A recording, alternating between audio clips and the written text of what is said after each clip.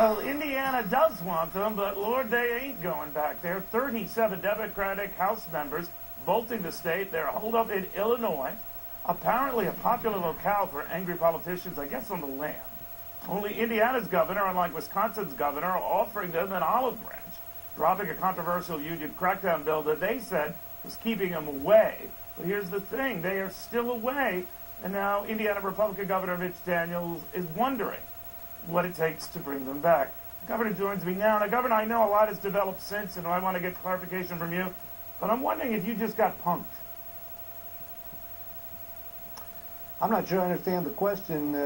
If you mean did they change the terms of the debate, I guess you'd say they did. But you know, we'll wait patiently and expect them back eventually. All right. Well, the whole reason for this walkout or for them going up to Illinois, or this Perkins or Denny's or Comfort Inn or whatever the heck they are, is that they didn't want you to touch anything having to do with unions or right to work or any of that. And I guess, sir, that was taken out so you could just address the budgetary issues, presumably take up this whole right to work thing later, and they're still in Illinois. What are you going to do? Yeah. Well, we're just going to wait on their conscience or their constituents to call them home, do the job they're supposed to be doing. I will say this, they're going to hit the road, they picked the right state. You know, these are the people who spent Indiana broke a few years ago. We've been cleaning up after them ever since. Every year they try to spend money we don't have, and maybe a look at Illinois, where they can't pay their bills, they've been raising taxes left and right, driving business away, and their infrastructure's crumbling. Maybe a few days over there will tell them that we've had a little better idea here in Indiana. You know, Governor, maybe you can clarify some things for me, sir, because there have been some critics of yours that say, well, we don't quite know where Mitch Daniels is coming from. Specific on this issue of Democrats bolting the state, you had said at the time, I believe, this is a perfectly legitimate part of the process.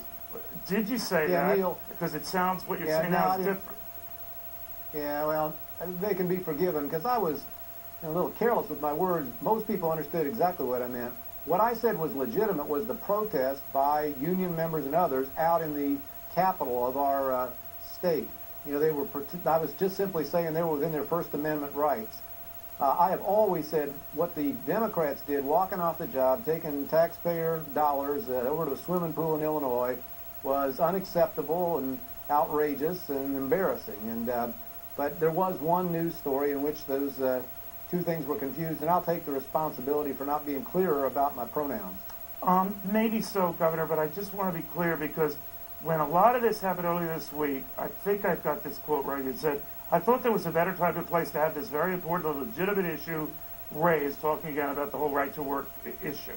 And that was interpreted by others saying, look, I'll take this off the table, and we won't make this as onerous as it appears to be in Wisconsin. And then, then it was maybe me thinking, hey, Mitch Daniels might want to run for president. This doesn't seem to be popular with the conservative core of his party, so he's running back. What do you say? Neil, let's get a couple things straight. We put a very ambitious program on the table in Indiana this year, things we've been working on a long time, things that these same critics, I think, would applaud strongly. Another austere, no-tax budget, a taxpayer automatic refund when state finances reach a certain level of strength, a reduction in the corporate income tax rate, and the most ambitious education reform program in America. I did not put private sector right to work on the table. Others did, and I was afraid that it might serve as a pretext for our Democratic opposition to throw a temper tantrum as they did and risk the entire agenda that we have worked so hard to put forward and had put in front of the voters of Indiana last year.